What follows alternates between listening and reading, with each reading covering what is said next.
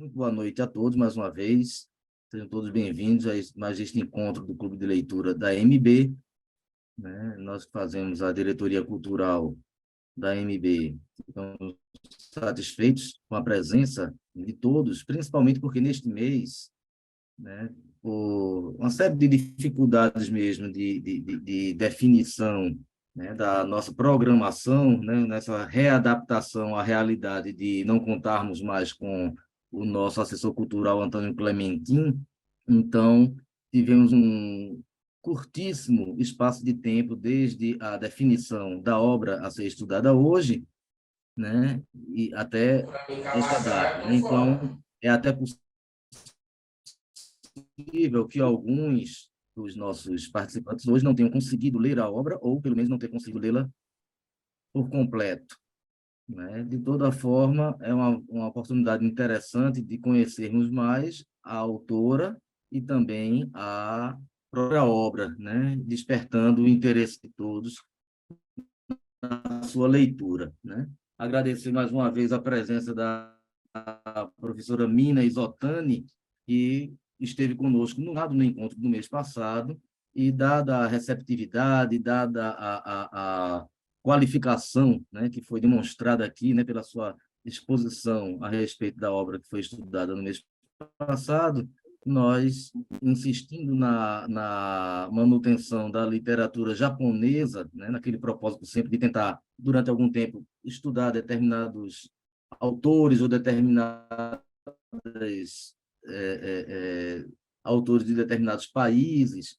Então, nós já convidamos nós conosco hoje em mais este encontro, né, para que pudéssemos estudar mais uma obra da literatura japonesa, desta feita pela autora Banana Yoshimoto, com a obra Sugumi. E a professora Mina Isotani, ela é PhD em literatura comparada, tem mestrado em língua, literatura e cultura japonesa, é professora de literatura japonesa há 12 anos na Universidade Federal do Paraná, é autora do livro A Mulher na Literatura Japonesa e pesquisadora sobre a representação do feminino na literatura japonesa moderna, bem como o impacto da estruturação social na construção de identidade individual e coletiva. Então, ninguém mais qualificada, gabaritada para tratar desta obra, tanto por ser da literatura japonesa, por ser de uma autora japonesa, né? Então, eu passo a palavra à professora Mina Isotani para que ela possa fazer a sua exposição sobre a autora e a obra, e em seguida iniciaremos os debates, que poderão ser feitos oralmente, né? Cada qual vai levantar a mão e, em seguida, ou então por mensagem aqui pelo chat, que nós transmitiremos para a professora. Então, com a palavra, professora Mina Isotani. Muito obrigado mais uma vez.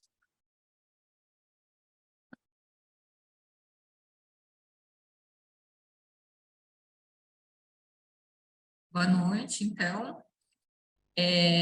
Eu quero agradecer, eu fiquei muito feliz com o encontro passado, eu sempre fico muito feliz de falar sobre a literatura japonesa, e é o que eu estava falando aqui um pouco antes de iniciar o encontro, que eu fiquei surpresa, né, surpresa positivamente, muito feliz pelo interesse mesmo, e eu achei interessantíssimo que foi escolhido essa autora em específico.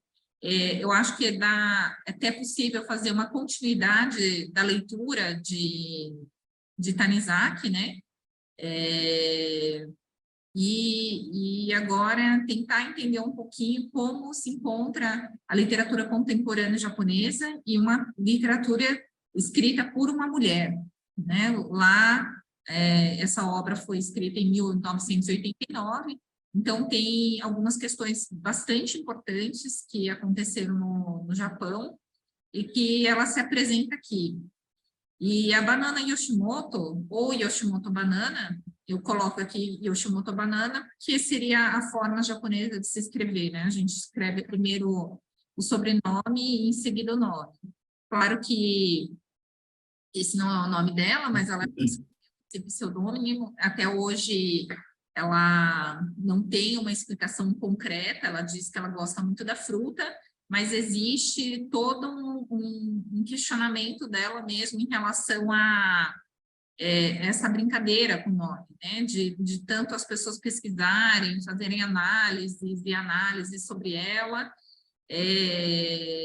mas de fato ela ficou conhecida e as pessoas até hoje, acho que faz parte aqui do estudo e da pesquisa, saber por que ela escolheu banana, né? Eu nunca fiz essa pesquisa, eu acho que ela é uma escritora que ainda está viva e ainda produz, então ela consegue brincar bastante com o nosso imaginário. Eu vou começar aqui, vocês podem ver que essa é a capa original do livro no Japão. Ele está Tsugumi, né? Mas em japonês ele está escrito pequenininho, bem pequeno, Tsugumi, né? Essa é a maneira como eles escreviam até certo ponto, né? A escrita ocidental.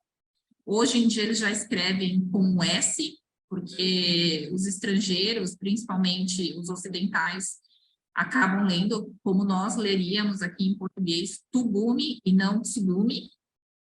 Então, eles introduziram esse S. Né? E hoje, todos esse som que nós escutamos, Tsu, ele sempre é com esse S.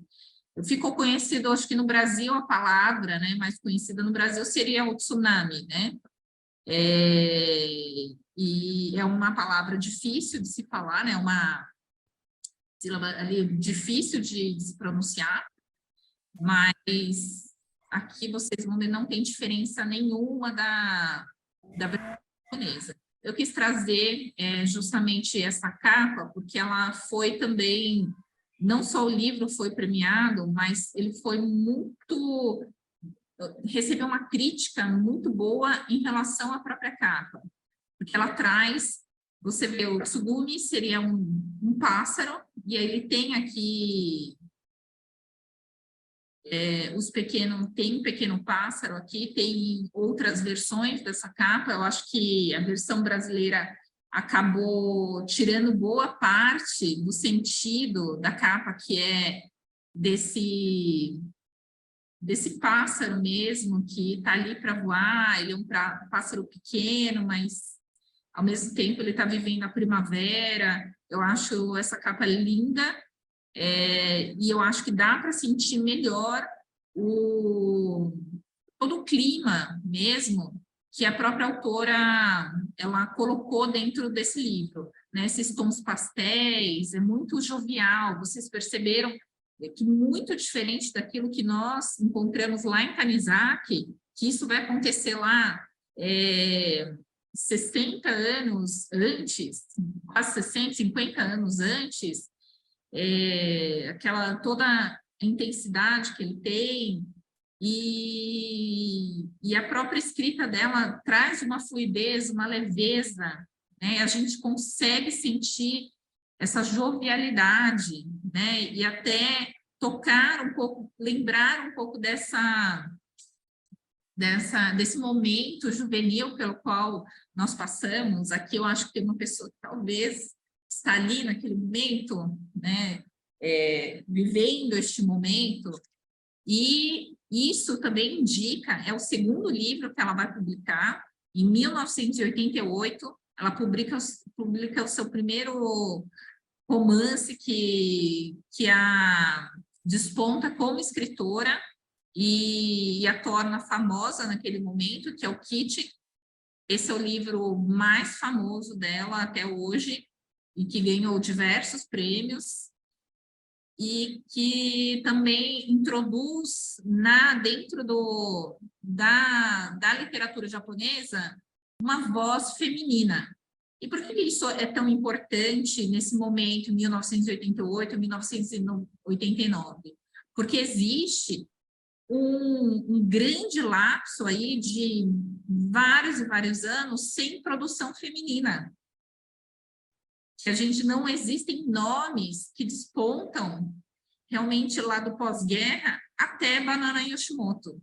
Então, vocês imaginam, são muitos anos sem vozes femininas e num mundo, né, numa sociedade japonesa em ebulição, né, grandes mudanças, desenvolvimento industrial, tecnológico, grande baby boom do Japão no pós-guerra, e a grande ascensão do Japão como a segunda potência mundial, e também ali o período a partir de 80, que é considerada a recessão, né? Inicia já um período vamos ver, começa toda uma ebulição da juventude pensando, bom, agora nós não somos mais os filhos da guerra, né? Somos os netos da guerra. E o que isso significa para nós? Quem são os jovens? Quem são os jovens que vão construir o Japão? E aqui, nesse, né, grande momento, nós temos, nessa mesma época, o Ken Zaburo, né, que acabou de falecer recentemente, há uma semana, 2 semanas atrás, e que foi vencedor do Nobel, mas que ele tem uma literatura justamente carregada, com o negativismo da época, já com um Japão que parecia muito perdido pelo capitalismo, extremamente materialista, individualista, e aí temos um frescor, né? Uma jovem, Banana Yoshimoto, que desponta com uma literatura para os jovens. Essa é uma grande diferença, ela faz para os jovens, para chamar a atenção desses jovens da década de 80 e 90, para as mulheres, as jovens mulheres ali daquele momento. Então, esse é um grande marco para a literatura de escrita da mulher no Japão. E aí, só uma ponta, o que nós vimos lá no período moderno, no início do século do Japão, ele vai ter toda a influência, né? A sociedade em si, ela está toda caminhada em relação ao capitalismo, né? Vem a grande industrialização, esse iluminismo do homem como centro, né? De poder, no que o produto é super valorizado, o egocentrismo do sujeito. E quando se fala desse produto supervalorizado, ele vai dizer aqui na década de 80 que vários teóricos eles acabam vendo que existe uma mulher que ela está ali, ela aparece no mercado, mas ela aparece muito como ela está ali para aparecer e vender um produto e comprar um produto. Ela virou um material, um objeto de troca. E essa mulher, ela está um pouco ainda marcada, porque existe todos os valores que são carregados pela mulher, pela representação do feminino, ainda estão muito presos a tudo que se viveu, a tudo que se construiu nesses períodos de guerra no Japão, que é considerado o período moderno. Então, é aquela mulher que eu cheguei a comentar com vocês no encontro passado, que existe uma definição para essa mulher, que é o Ryosai Kenbo, que é a mãe, a boa esposa, mãe sábia. Então, essa expressão, ela ficou muito enraizada dentro da cultura japonesa para representar a mulher. E o que é essa boa esposa? A boa esposa é aquela mulher, é o contraponto, né? O masculino e o feminino. O que seria o feminino? Então, é a mulher, ela é gentil, ela é aquela que domina o espaço doméstico, ela é que vai ter filhos, que vai criar os seus filhos, que vai lidar com a educação dos seus filhos. Então, ela cria-se esse ideal, né? Então, todos os produtos, não é para a mulher participar, que seja politicamente ou de outros espaços sociais no Japão, mas ela ocupa esse espaço de boa esposa e mãe sábia. Então, chega a Yoshimoto Banana, ela vem, né, carregando todo esse peso dos escritores que vão falar, não, não está certo essa configuração. Eu acho que somos diferentes, somos mais. E dentro quando a gente comenta assim, e utiliza esse termo pós-moderno, ele vem bastante carregado com essa ideia da fragmentação do indivíduo. Então, somos vários, né? Somos a construção de várias experiências,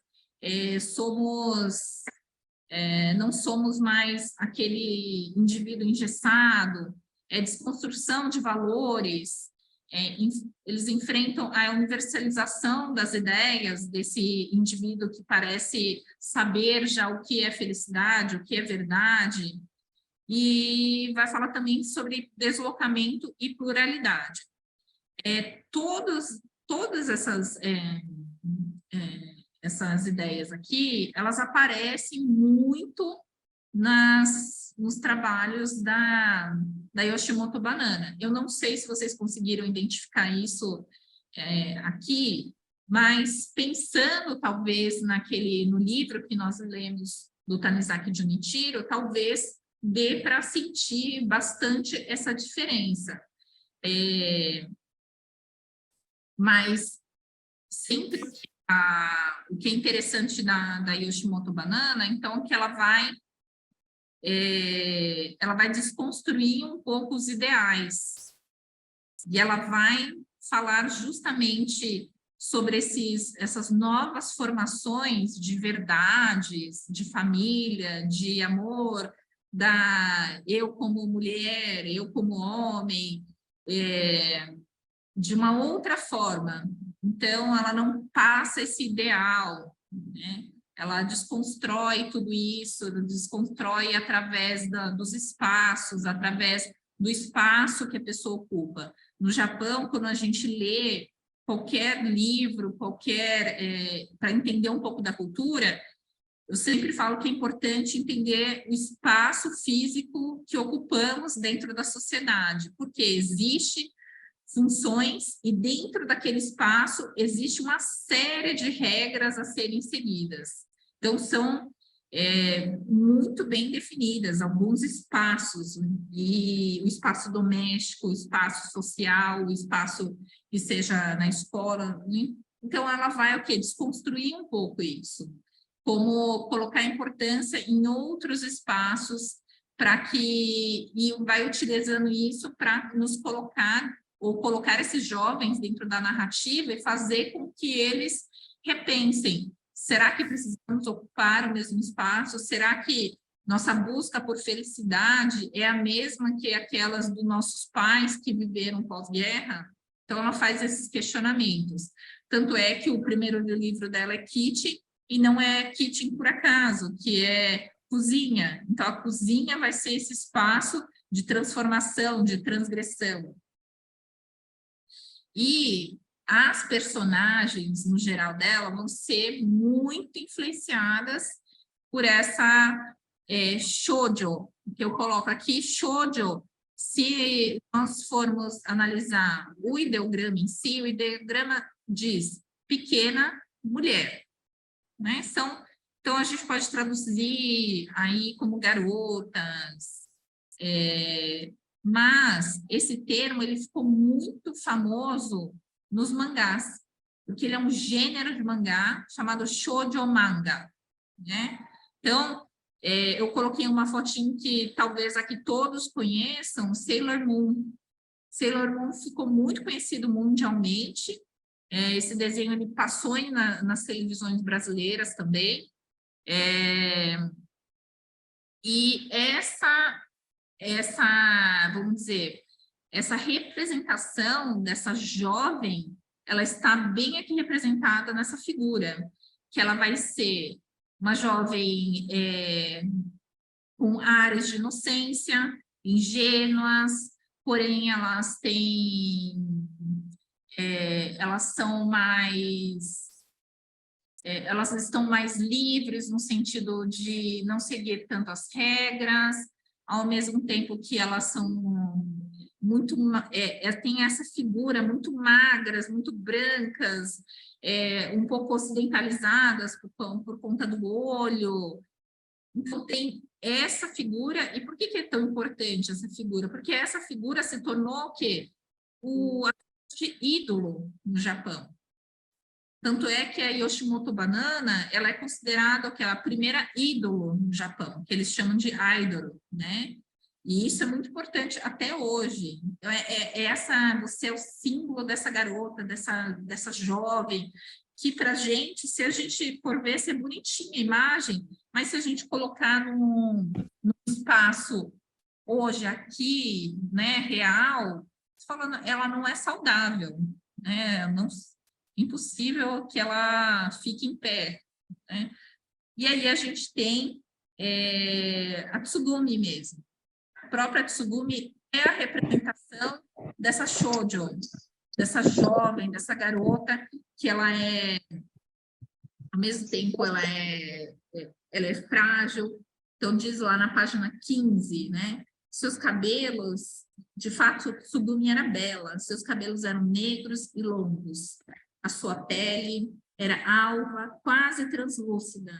E os olhos, com as pálpebras sem dobras, eram grandes, muito grandes, e repletos de longos cílios que delineavam um leve sombreado quando ela olhava para baixo. Os braços finos eram marcados por veias visíveis e suas pernas eram esbeltas e compridas. Ela era do tipo mignon e de tão graciosa parecia uma linda bonequinha criada por Deus. Vocês veem que a própria imagem e a construção da personagem da Tsugumi, ela é essa garota shoujo, esse ideal dessa garota shoujo. Só que é o que eu comentei para vocês. No mangá, e nesse ideal, né, da jovem japonesa da década de 80, ela no desenho ela parece linda, maravilhosa, e que bonitinha, bonecas e bonecas existem até hoje. E aí, quando a gente vê aqui no texto, ela é o quê? Por ironia, ela é a mais frágil, ela é doente, ela é mimada, ela não parece não ter perspectiva, ela parece não se encaixar em nenhum espaço social, né? Ela é o que contraria, e ao mesmo tempo a doença, ela acaba sendo uma desculpa também para ela se vitimizar, para ela poder ser essa pessoa, né? Então, ela vai questionar toda essa imagem que estava sendo vendida. Quem são as jovens? Quem deveriam ser as jovens no Japão, né? E se pensar, e é isso, pensar, falar, não é real isso. Quem são essas meninas, né? Quem são vocês? Então, é uma jovem falando para as outras jovens. E, geralmente, aqui nos temas, enfoque que a Yoshimoto Banana, ela vai fazer isso, né? Ela vai procurar essas protagonistas mulheres. Não sei aqui se vocês conseguem ler aqui, mas eu vou ler para vocês, né? Então, a banana, ela surge como representante da voz feminina para mostrar que essas imposições sociais ainda não haviam cessado. E pior, as jovens de sua geração estavam tão alienadas quanto as moças do início do século. O consumismo e o desejo de conquistar poder e reconhecimento nessa sociedade materialista contribuía para que as jovens continuassem a aceitar as configurações tradicionais para se tornarem esposas e mães.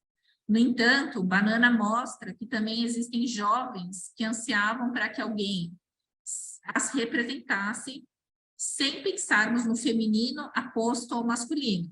mas que pudesse descrever a ânsia de encontrar novos caminhos, abrindo espaço para as adolescentes cuja imagem não mais condizia com a das mulheres oprimidas de outrora. Essa configuração social conflitante é retratada num dos romances de Haruki Murakami, numa nação em que a noção de coletivo e da construção de tipos de pessoas é tão determinante. Com esse intuito, nos primeiros romances de Banana, suas personagens experienciavam a perda, a morte como forma de se desvincular dos padrões sociais e de obter a liberdade para dar vazão ao seu eu, no resultado de introspecção e de descoberta a partir dessa quebra. Então, vocês puderam perceber que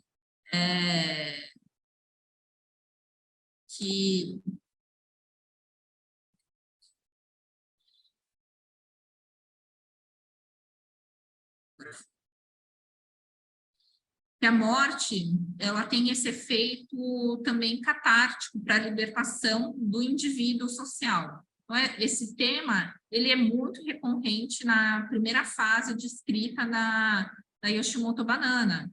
Ela utiliza isso para realmente ser uma morte reflexiva, que essa menina ela possa se tornar uma adulta com mais autoconsciência, liberdade de expressão e tomar posições diferentes, que ela não precisaria seguir as mesmas posições que já foram seguidas anteriormente. Ela faz essa crítica à juventude alienada e a gente vê aqui no texto muito claramente, temos a Maria, a Yoko e a Tsugumi. Então, essas três personagens, elas fazem isso, e a morte, ela sempre está muito presente por conta da própria saúde da Tsugumi. Desde o início da sua vida, fala-se lá, ela é uma pessoa muito bonita, ela tem muita, até a Maria, ela fala isso, ela tem muita vida para quem é tão frágil. Como que ela pode ter tanta vida assim dentro dela? E é esse efeito, né? Esse rondar da morte que ele te tira um pouco das responsabilidades e das regras tão assim duras que se vive no Japão. Então tem essa reavaliação de valores com a ressignificação de objetos, espaços, né, sociais, que sempre estão presentes e também estão presentes aqui nesse texto. Nessa questão da ressignificação do espaço que eu digo é a ocupação desses espaços. Então, a gente tem aqui, né, a família nos romances de Banana são as não convencionais. E ela justamente, e essa família deslocada, ela está em movimento, ela coloca esse movimento na própria família, ela não é aquela somente que vem do sangue. Nós temos lá na página 37, a Tsugumi falando assim: durante 10 anos estive sob a proteção de uma espécie de véu enorme, costurado com a junção de inúmeras coisas, mas nos damos conta da existência desse véu somente quando o tiramos, quando não podemos mais recolocá-lo. Realmente percebemos quão aconchegante era estar sob a sua proteção. Para mim, esse véu que me envolvia era o mar, a cidade litorânea, a família Yamamoto, minha mãe e meu pai, que moravam num local distante. Naquela época, tudo isso fazia parte de mim, gravitando delicadamente ao meu redor. Eu sempre tive uma vida alegre e feliz, mas de vez em quando sinto muita saudade daquela época, a ponto de sucumbir numa maré insuportável de tristeza. Nessas horas, sempre me lembro de Tsugumi brincando com o cachorro na praia e do sorriso de Yoko empurrando a bicicleta naquela estrada noturna. Então, aí vocês veem, a gente vê, assim, o significado aqui, o tempo todo de família é deslocado, porque a família que se esperava, a família que se espera ali no Japão, ainda na década de 80, e principalmente nesse pós-guerra, que isso fica muito cristalizado, é aquele pai que trabalha, a mãe que fica em casa, ela cria seus filhos, e a gente já tem o quê? A Maria, que mora com a sua mãe, só que ela mora nos fundos de uma pensão, ela trabalha, a mãe trabalha nessa pensão, e o pai, ele mora em Tóquio, só que o pai, aqui em nenhum momento existe algum... Não se esconde isso. O pai, ele é totalmente deslocado daquela figura patriarcal, que é um pai que era amante da mãe, ele não teve filhos com a esposa anterior, original, teve uma filha e ficou anos aí nesse relacionamento com a Maria sabendo disso, e aí finalmente aqui nessa época do livro, o pai consegue se divorciar e vai morar com a mãe dela. Então é uma família completamente não convencional. E vocês notem aqui que a figura masculina, ela não carrega mais essa imagem do homem realmente desse ideal patriarcal. Então, ele não é o homem que ele é forte, que ele tem feições também fortes. Vocês vão ver aqui que o namoradinho, né, o possível namorado, mas a feição de Tsugumi, o Kyoichi, ele tem trejeitos mais femininos, ele é delicado, ele é estranhamente, ele escuta. O pai da Maria, ela mesma diz assim, eu tenho dúvidas em relação à qualificação dele. Será que ele consegue trabalhar? Apesar disso, ele sustenta elas, mas o tempo todo, o pai da Tsugumi mal aparece no livro, ele fala assim, ele não quer ficar muito com ela, ele não sabe lidar com ela. Então, são homens que eles, deslocados, eles não estão lá, eles não são mais o centro. E aqueles homens com as quais se relacionam com as protagonistas, eles não são aqueles homens esperados, são outras possibilidades de encontro, outras possibilidades de relação. Então, nós temos aqui, né, a Maria, a Tsugumi e a Yoko, né? A Maria, ela tem essa família não tradicional no caso dela, o que vai trazer essa ruptura é justamente a ida dela a Tóquio, que ela vai possibilitar também ela relembrar tudo, né? Muito nostálgico, a gente vai falar daqui a pouco da nostalgia, mas dessa mudança de status, né? Essa despedida da infância, essa morte mesmo da infância para ela, com ela adulto, ela se afastar um pouco dessa shoujo, né? Dessa menina que é mimada, que tem esses trejeitos de sapeca, que ela não precisa ter responsabilidade. E o pai, ele só retorna muito tempo depois, e quando vocês leram, para quem conseguiu ler, aquela cena, né, aquela parte em que ele vai visitar a Tsugumi sozinho, a mãe ela fica na cidade, e eles vão nadar até, parece, existe nenhuma relação, assim, uma dúvida até se é uma relação de pai e filha, mas parece que essa não aproximação que eles viveram durante tantos anos causa uma relação estranha, né? Uma relação ali duvidosa. E sempre esse medo de que ela vai perder isso, né? Ela não vai ter esse pai.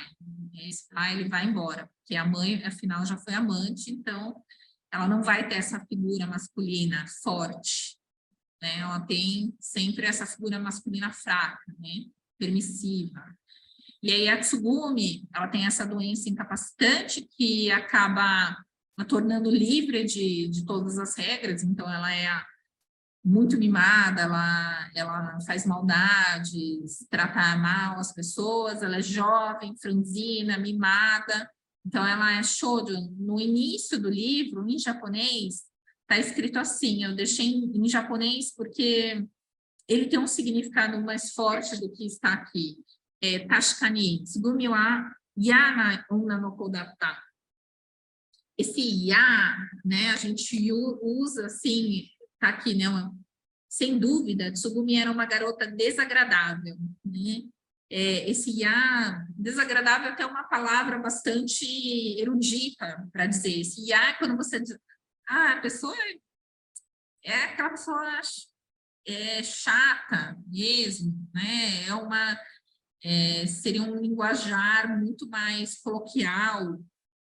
E ela, então, ela é essa pessoa, aquela pessoa que você olha para ela e fala, nossa, é uma pessoa difícil. E a Yoko é justamente esse contraponto de Tsugumi.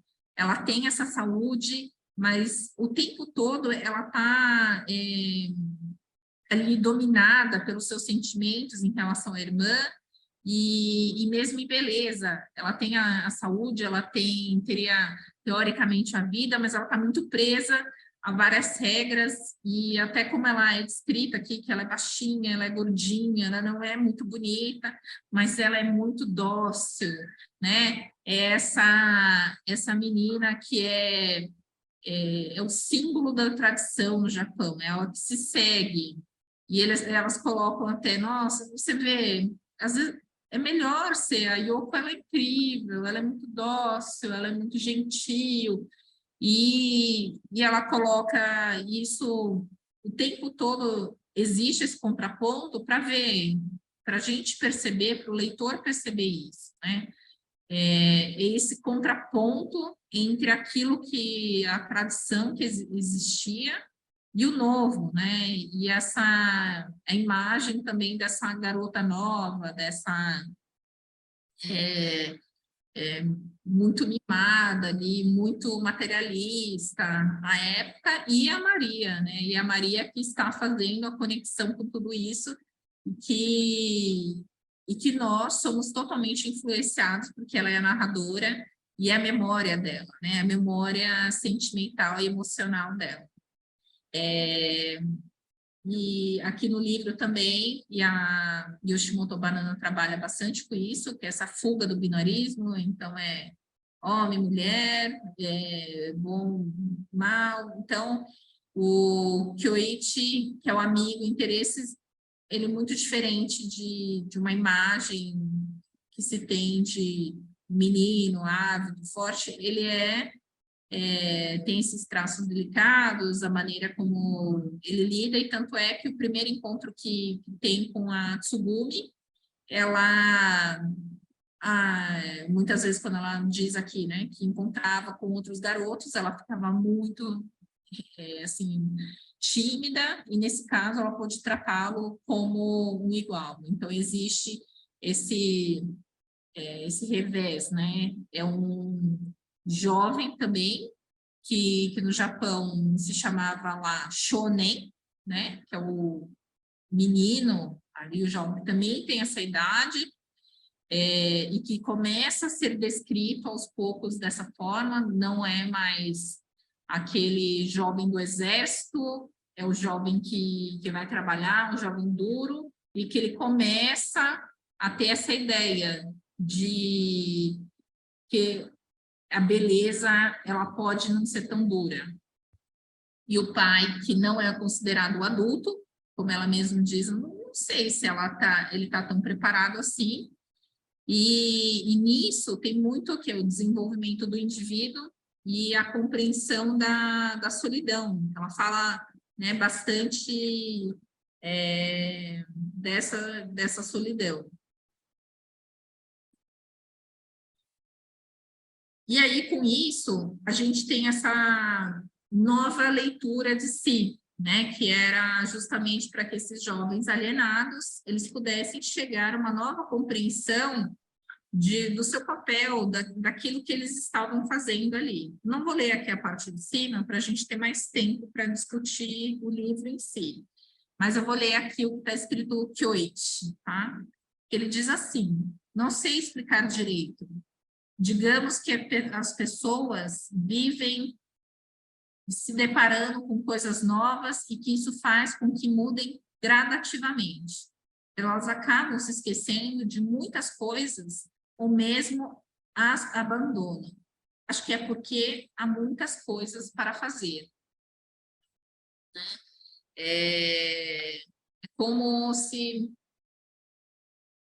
existe todo esse novo, existe esse frescor da juventude e que isso vai se perdendo e se tornam que, adultos novamente alienados, que eles estão materialistas, eles sempre esperam o mesmo, querem o mesmo, e como se a felicidade ela fosse apenas uma.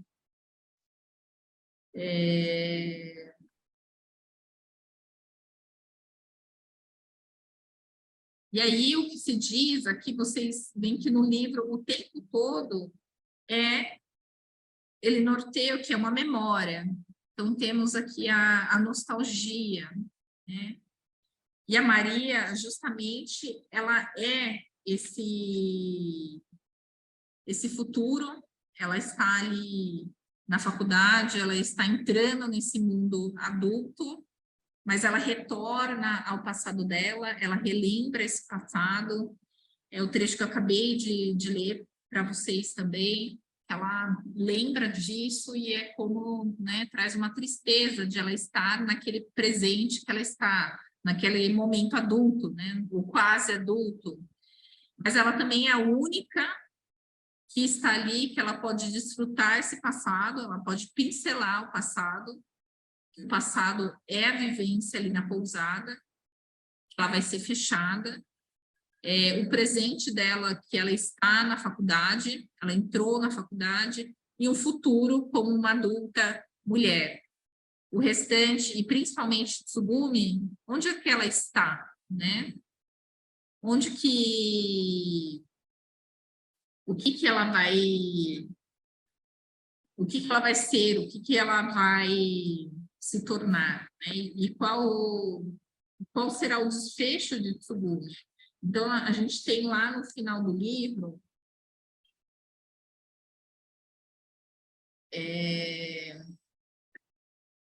falando a cartinha da própria Tsugumi que ela deixa para a Maria e que nos deixa o que um ponto em aberto. A gente não sabe o que aconteceu. A gente não sabe se realmente a Tsugumi morreu ou se a partir daquele ponto ela vai se transformar em outra pessoa. E ela coloca aqui,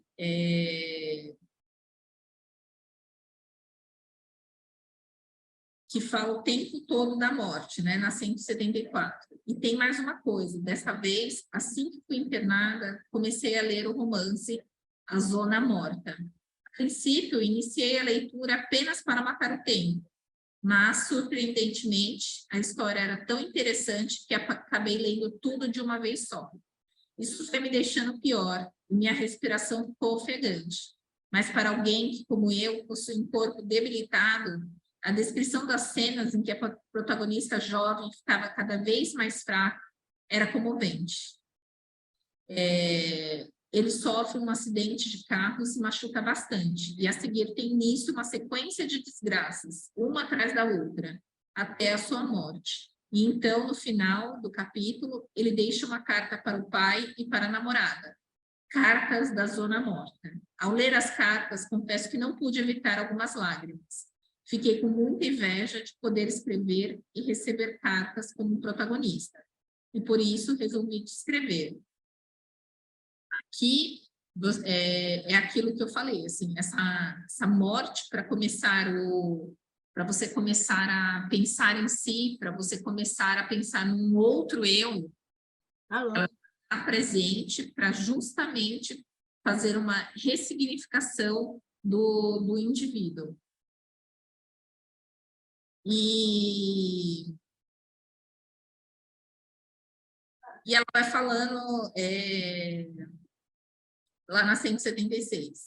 Até hoje, independentemente das coisas ruins que aconteceram, eu sempre tive energia guardada em algum recôndito do meu ser. Mas agora o estoque está zerado. Sinceramente, lamentável. Eu também não gosto da noite. Quando as luzes são apagadas e o breu toma conta do quarto, não tenho como evitar me sentir deprimida, a ponto de chorar.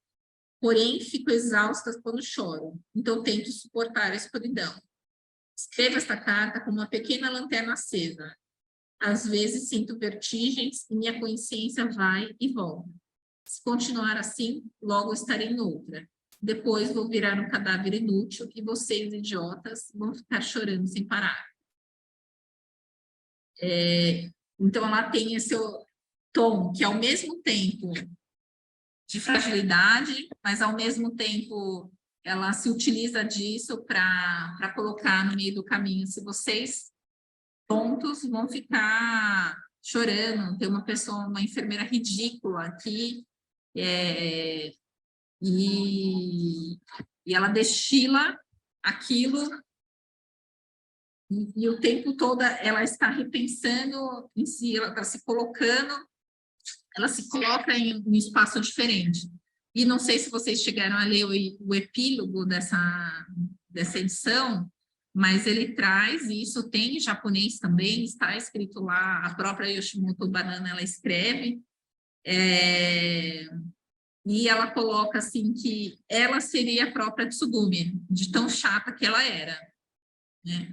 E que são memórias, de fato, de uma juventude bucólica, de uma juventude que está pensando que em esperanças, em encontros, nessa vida adulta, nessa menina que é alienada da vida, da realidade mesmo, e então ela resolve escrever isso no epílogo. Ela fala assim, a Tsugumi sou eu, né? De tão chata, ela é chata igual a ela.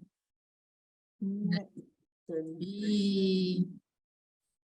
Mas, enfim, assim, eu não quero... Eu vou parar por aqui para vocês poderem perguntar para mim e eu consigo respondê-los com calma. Mas, de qualquer forma, esse livro, ele traz um frescor que não havia muito tempo dentro da literatura japonesa,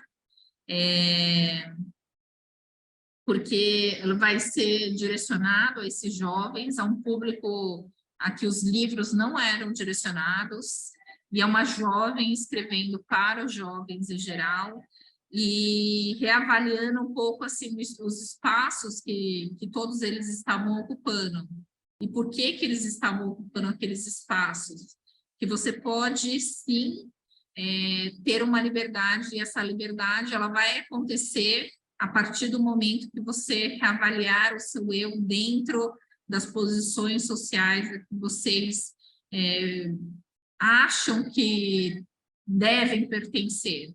E a morte, ela serve para isso, ela ronda, mas não num sentido extremamente negativo, mas no sentido de que isso permite colocar os personagens em outro espaço, né? Tanto é que aqui ele permite que a Tsugumi ela seja como ela é, que ela represente tudo isso que ela é, ela coloque para fora toda essa imagem da Shoujo, né? Dessa jovem ali que era vista como ideal ali naquele momento, principalmente nesses mangás, nesses animes, e colocar o quê? A nostalgia, né? Daquilo que parecia ser tão perfeito, fala, mas e agora, né? O que eu sou a partir de agora? Então, desse verão em diante, a Maria, ela se encontra neste momento, nesse momento de construção e de poder sair desse período de alienação e falar assim, mas quem eu sou depois de tudo isso? Quem eu sou depois de experienciar tudo isso?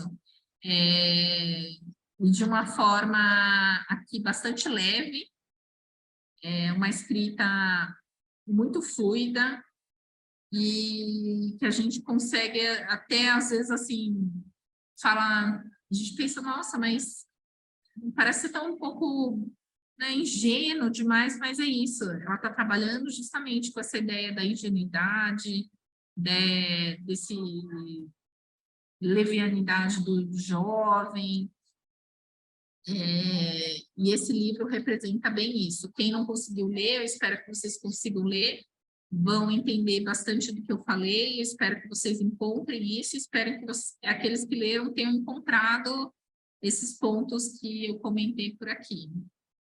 Então, vou deixar para vocês me perguntarem mais, porque eu fiz muitas anotações aqui, mas não dá esse tempo. Muito bem, professora Mina. Eu pediria só que tirasse da tela a apresentação que está ainda com a tela do... Ah, perfeito. Obrigado. Eu parabenizar aí mais uma vez a Mina Isotani pela brilhante exposição. Para quem leu, com certeza teve a confirmação de todas essas informações, né, que são extremamente percussientes, né, vão realmente no foco daquilo que é a personalidade, daquilo que é a, a, a vida de cada uma daquelas personagens. Aqueles que não tiveram a oportunidade de ler, e mais uma vez aqui eu reafirmo o nosso pedido de desculpas, né, nós que compomos a diretoria cultural da MB, por termos atropelado um pouco o tempo e deixado tão curto espaço de tempo para que pudéssemos ler a obra, né?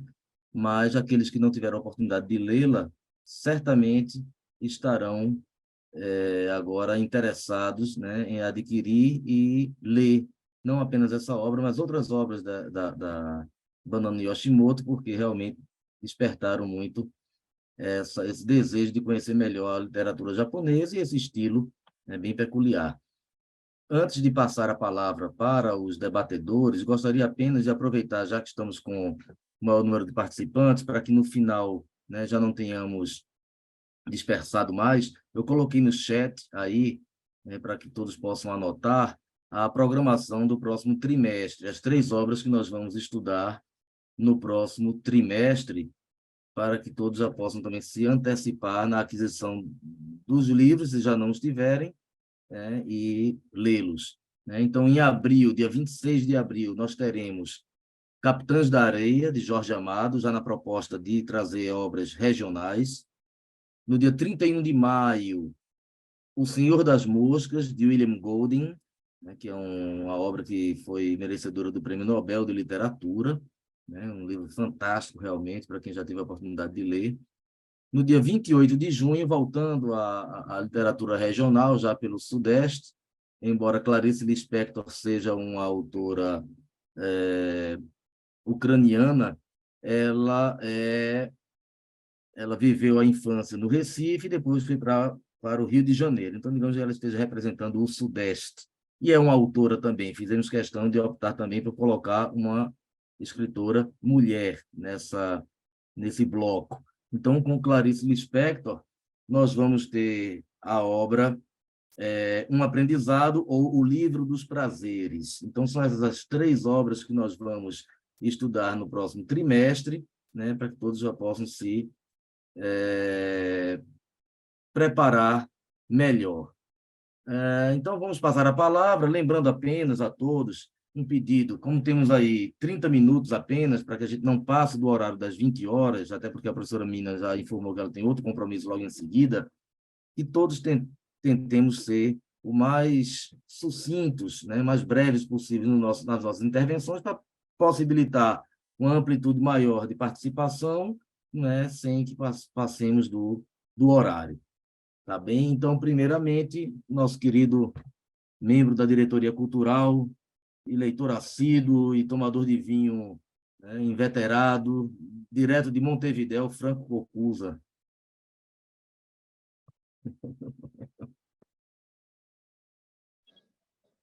Boa noite a todos. Eu não sei se eu vou conseguir, porque está cortando tanto a internet aqui, eu não sei se eu vou conseguir. Você está dando para ouvir bem aí? Estamos sim, lhe ouvindo bem. Então tá bom. Então acho que talvez a minha recepção não seja boa. Vou ser rápido. Professora Mina, antes de mais nada, eu já sabe que eu sou um amante da literatura e da literatura japonesa muito. Eu tenho difundido muito.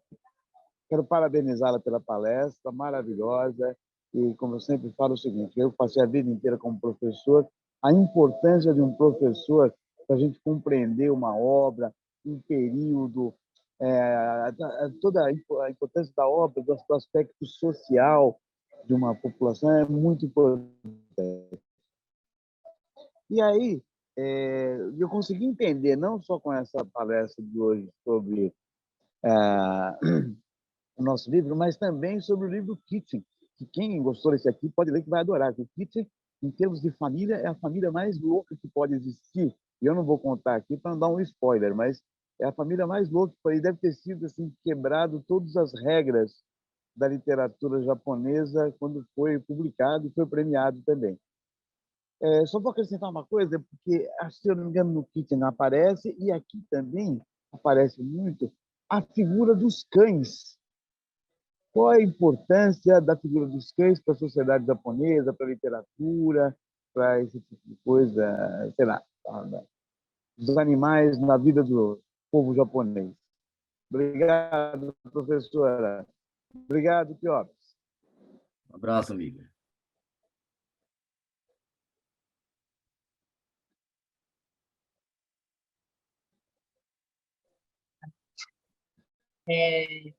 Vocês sabem que no Japão, como hoje no Brasil também, isso aconteceu durante esses últimos anos, eles têm mais pets do que pessoas, né?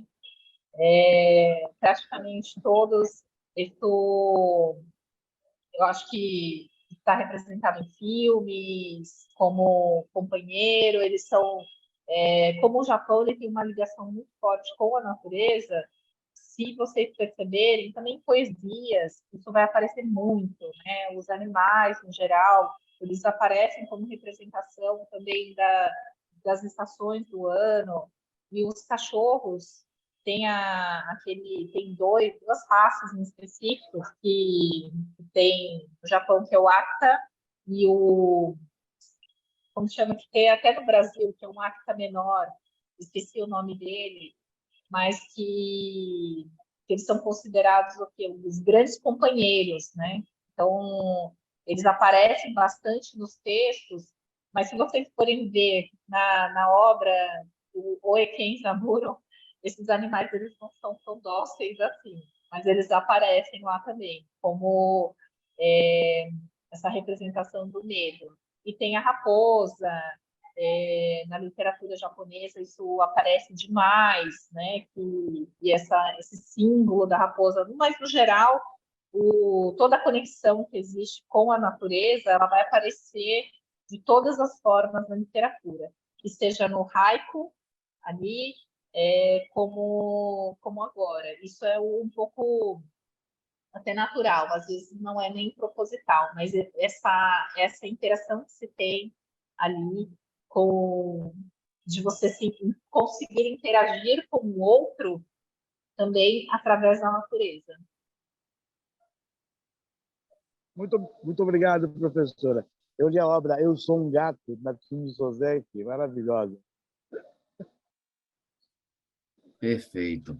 Vamos, então, aí passar a palavra para o nosso colega Jorge Frias, que também está com a mão levantada. Os demais que queiram também fazer alguma pergunta, fazer algum questionamento, levantem a mão ou coloquem no chat algum comentário, tá certo? Pois não, pode falar, Jorge. Boa noite, professora. Boa noite, colegas. Também gostaria de cumprimentá-la pela intervenção dessa noite, foi muito interessante. E eu digo que eu não conhecia literatura japonesa antes dessa obra. Li um livro que achei muito interessante, mas não de autor japonês, que é aquele Corações Sujos, que conta a história dos japoneses no Brasil, numa certa época, depois da guerra, mas literatura japonesa mesmo eu não tinha conhecido. Esse eu gostei demais. Mas o que eu queria dizer é que,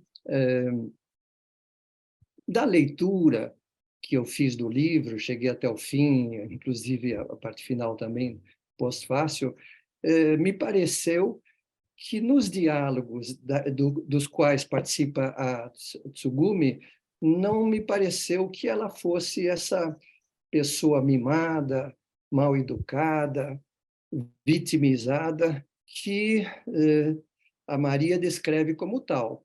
Nos diálogos que ela participa, não me sugeriu essa pessoa assim, com esse mau caráter, digamos assim, que ela menciona que seria.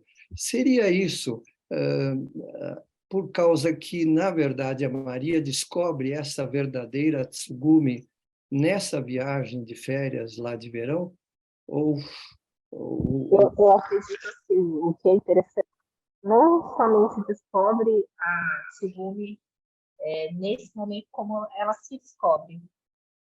E o tempo todo ela deixa muito claro que é uma memória, que nós estamos apenas entrando numa memória, né? Numa nostalgia dela em relação aos seus sentimentos, às suas emoções, ao seu amor pelo espaço. E então essa Tsugumi também que está ali, essa Tsugumi que é o símbolo dessa shoujo ali, é através da Maria. Então é uma Tsugumi enviesada, vamos dizer assim. Uma Tsugumi que a Maria fala em alguns momentos que deu muito trabalho para ela, que ela não sabe exatamente porque ela permanecia, mas porque essa vida que tinha dentro da própria Tsugumi, e que eu acho que a gente consegue entender na carta, né, que é realmente a única expressão que nós temos aqui, que é da Tsugumi, de fato, sem passar pela Maria, que ela tem essa... ela não tem essas amarras. É isso que é considerado, não ter essas amarras, e você falar, e você poder se expressar, é considerado ser mimada, né? É considerado você ser rude, porque ela é a única que pode fazer isso, é a única que consegue fazer isso. Então, não é necessariamente essa mimada, porque dentro da cultura japonesa, o reclamar, você falar direto, eles falam assim, o agamama, né? Uma pessoa que fala, você tem que entender como funcionam as regras, não é para reclamar, né? Não é para você sair da linha. Então, aquele que vai transgredir um pouco, que é a Tsugumi, que ela mostra todo esse ar, essa outra pessoa que se pode ser, ela é considerada ali, né? Ela tá no cantinho dela, e que justamente a Maria fala que essa menina chata, essa menina... Então, a sua colocação, ela tá muito correta. Obrigado.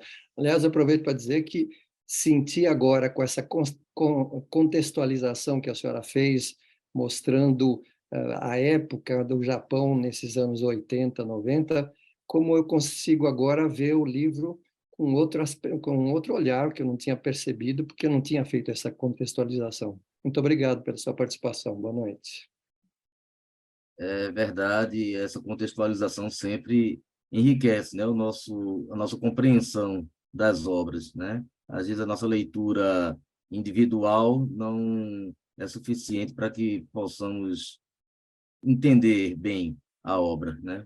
Daí a grande vantagem de termos nesses encontros do clube de leitura, né, algum especialista, alguma pessoa que conhece mais a fundo a obra, né, que vai trazer luzes para o nosso conhecimento. Tem alguns comentários aqui no chat.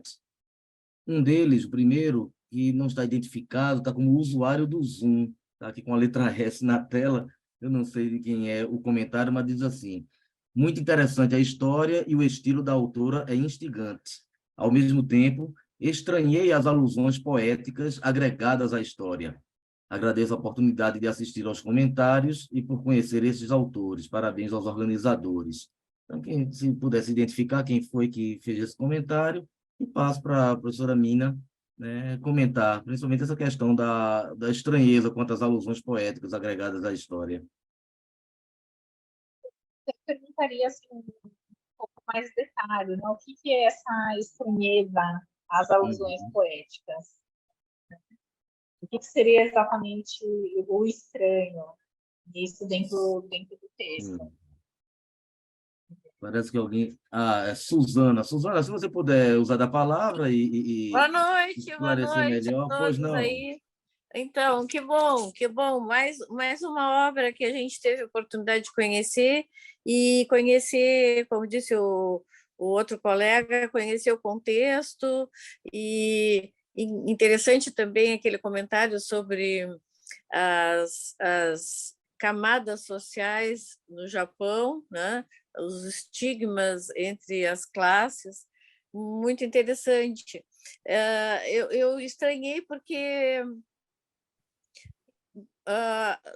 quando ela desenvolve a história, eu achei cativante, porque li, acho que em dois goles, ou em dois... assim, não se consegue parar de ler, muito, muito interessante o estilo. Mas, ao mesmo tempo que ela vai falando, então ela faz uns, digamos assim, antigamente se chamava um floreio literário, sobre a beleza,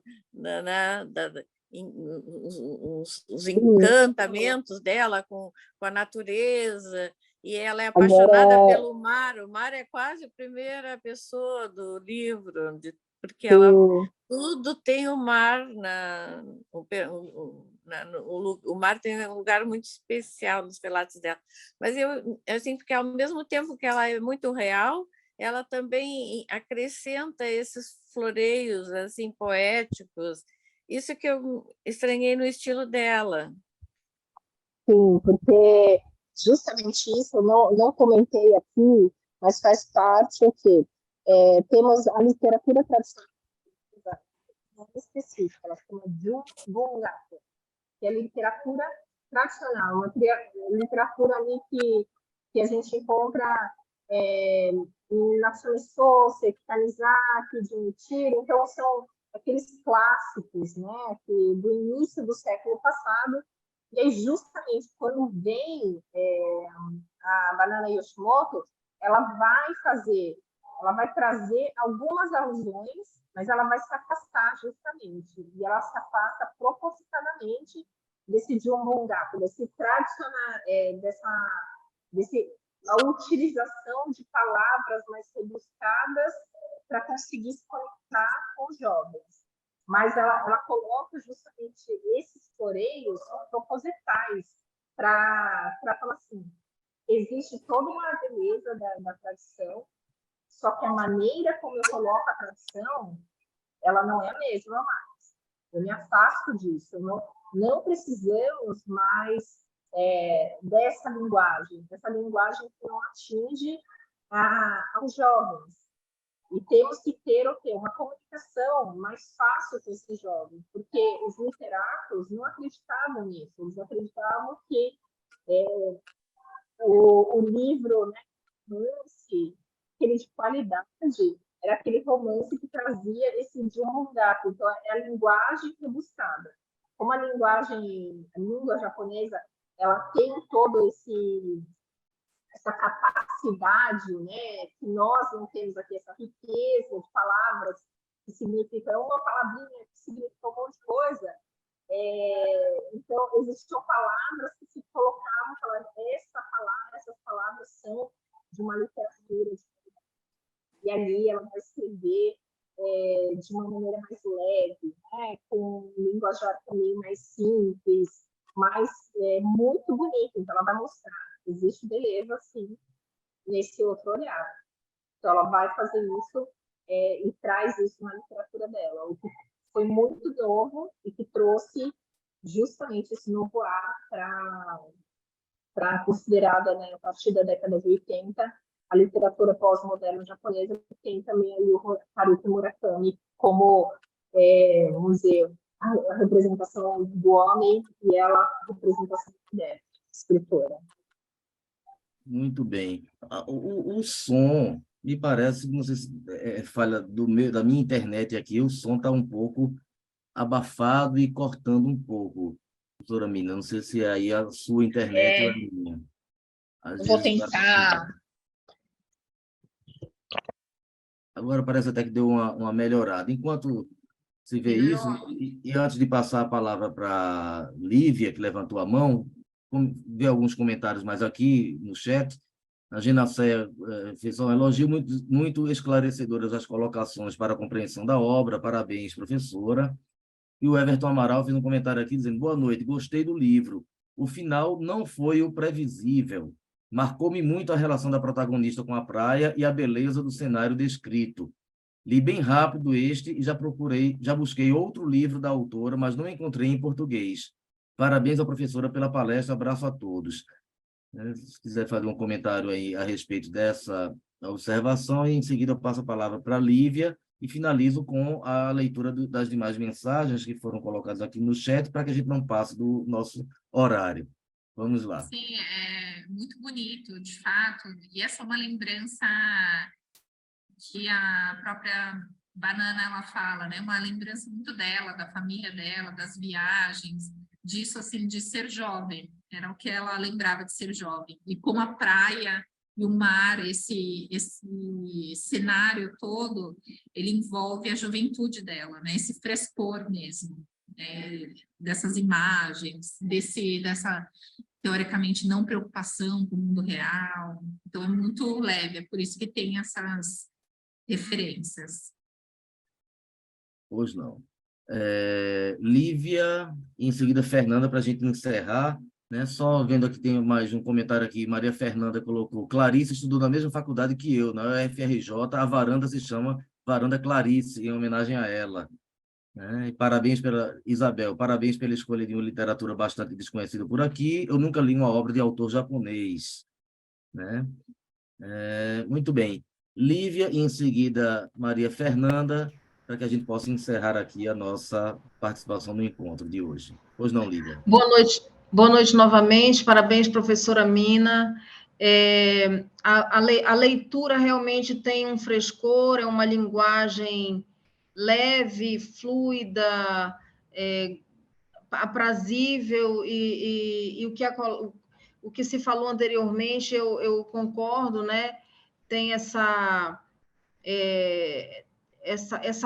o mar, a vida numa cidade menor, aquela nostalgia, aquele saudosismo. O que me chamou a atenção, embora o livro todo seja memória, é o fato de ela, em contar que estava vivendo aquele verão que ela foi passar, o último verão, porque a pensão, a pousada seria vendida, enfim, ela vivendo aquilo, ela já está sentindo saudade, ela já está com um olhar como se ela estivesse no futuro, porque a gente normalmente sente saudade de coisas passadas, né? E não no momento em que está vivendo, já está sentindo saudade, já está olhando como se fosse a última vez, eu não vou ter mais isso. E ela viveu esse saudosismo antecipado. É como se ela é uma dificuldade de adaptação que alguns de nós passamos, né? Quem de nós nunca se mudou de cidade, né? E depois ficou com saudade de algumas coisas que viveu, né? Na cidade anterior, ou no lugar que morou na infância, enfim. Então, é como se a vida dela em Tóquio não tivesse as luzes, as cores, os sabores, os cheiros. Ela sente saudade de absolutamente tudo, tudo, tudo, até do mau humor, né, da prima, aquela coisa toda. Então, isso me chamou a atenção. Sim, porque o símbolo de Tóquio é justamente você entrar nessa vida adulta, nessa vida que e, ao mesmo tempo, aquela vida, a primeira vez que ela experiencia uma vida com os pais, juntos. A mãe, que era amante, e, de repente, o pai, ela tem o primeiro relance do que seria uma vida tradicional japonesa, e ela sente que o tempo todo ela está perdendo isso. Acho que o pai vai embora. Isso não é realidade.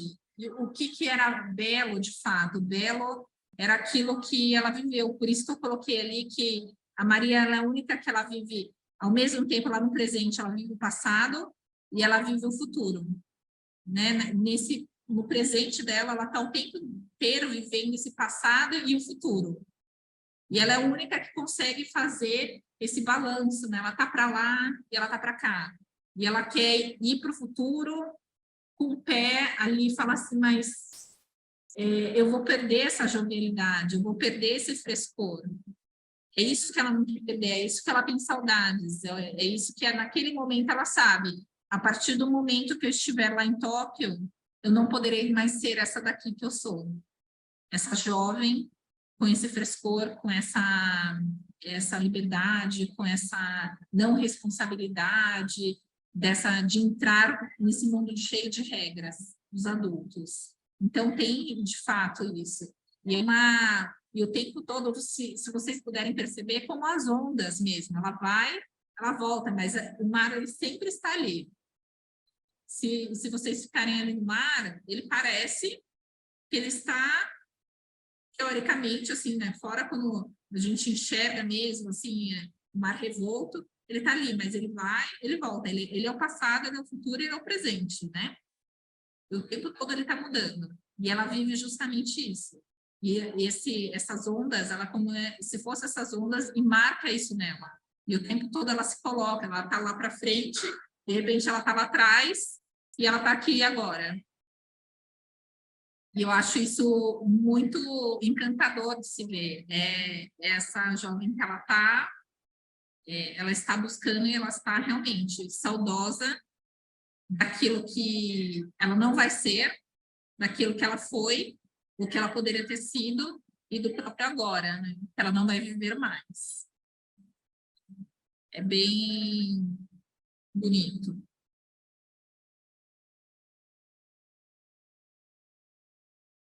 Muito bem. E para que possamos finalizar esse nosso encontro, passo a palavra para a nossa mascote, Maria Fernanda. Boa noite, professora Mina, Kelps, pessoal. Então, professora, vou ser sincera, minhas compras da Semana do Consumidor da Amazon só chegaram hoje, então não consegui ler o livro. Desse modo, a minha dúvida é um pouquinho mais genérica. Queria saber, na compreensão da professora, quais seriam as notas características da literatura japonesa? Porque eu me lembro quando aqui no clube de leitura a gente estudou a literatura russa, a professora Helena Vassina sempre dizia que o aprofundamento psicológico era uma coisa assim que perpassava todas as obras russas.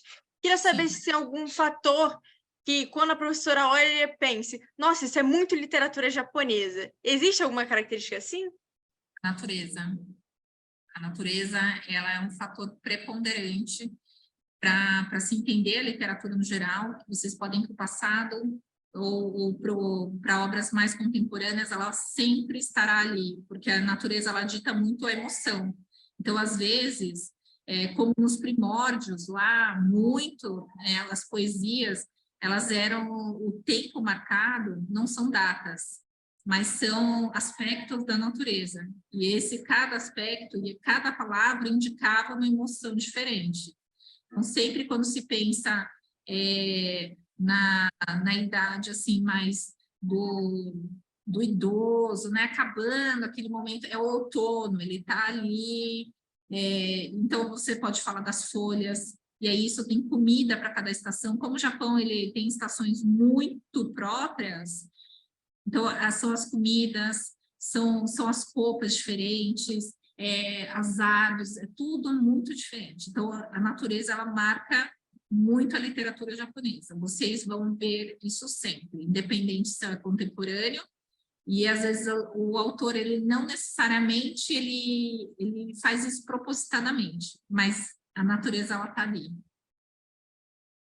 E eu acho que outro aspecto interessante da literatura, isso eu diria asiática no geral, são o final, que os ocidentais, eles ficam muito bravos com os finais da literatura oriental, japonesa. Por quê? Porque parece que não tem final. Né? A gente sempre espera, bom, aconteceu isso aqui no começo, no meio, no fim, eu fui feliz ou fui triste? E na literatura asiática, no geral, é sempre muito aberto. É o leitor participativo.